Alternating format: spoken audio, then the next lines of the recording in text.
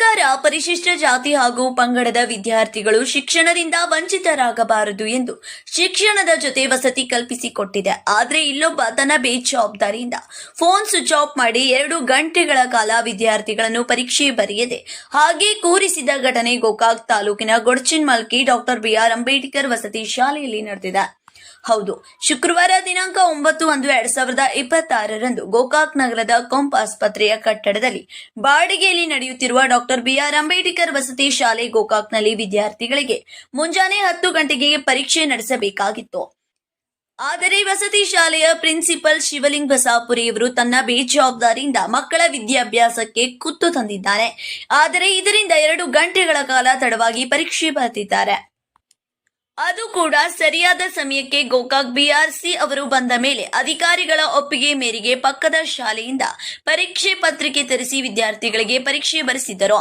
ಈತ ಬೇಜವಾಬ್ದಾರಿ ತೋರಿದ ಶಿವಲಿಂಗ್ ಬಸಾಪುರೆ ಇವರು 5 ದಿನ ರಜೆಯಲ್ಲಿದ್ದೆ, ಫೋನ್ ಸ್ವಿಚ್ ಆಫ್ ಆಗಿತ್ತು ಅಂತ ಉಡಾಪಿ ಉತ್ತರ ಹೇಳುತ್ತಿರೋದು ಈತ ಮಕ್ಕಳ ಶಿಕ್ಷಣದ ಬಗ್ಗೆ ಇರುವ ಬೇಜವಾಬ್ದಾರಿ ಎದ್ದು ಕಾಣುತ್ತಿದೆ.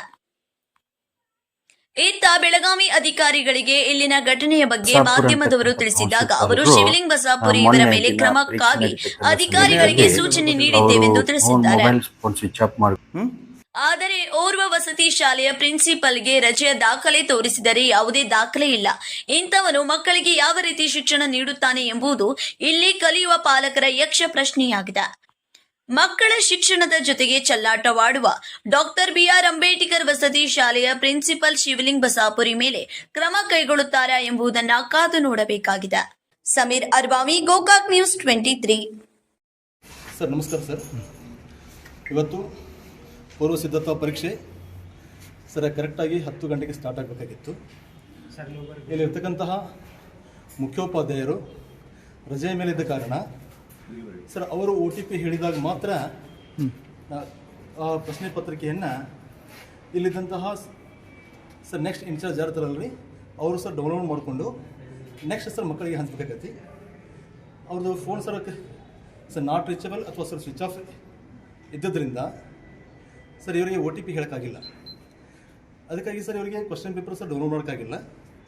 ಸರ್ ನಂತರ ಏನಾಗೈತೆ ಅಂತಂದ್ರೆ ನಮ್ಮ ಇಲ್ಲಿ ಮಾನ್ಯ ಕ್ಷೇತ್ರ ಸಮನ್ವಯಾಧಿಕಾರಿಗಳು ಇದ್ದಾರೆ ಮತ್ತು ನಮ್ಮ ದೈಹಿಕ ಪರಿವೀಕ್ಷಕರಿದ್ದಾರೆ.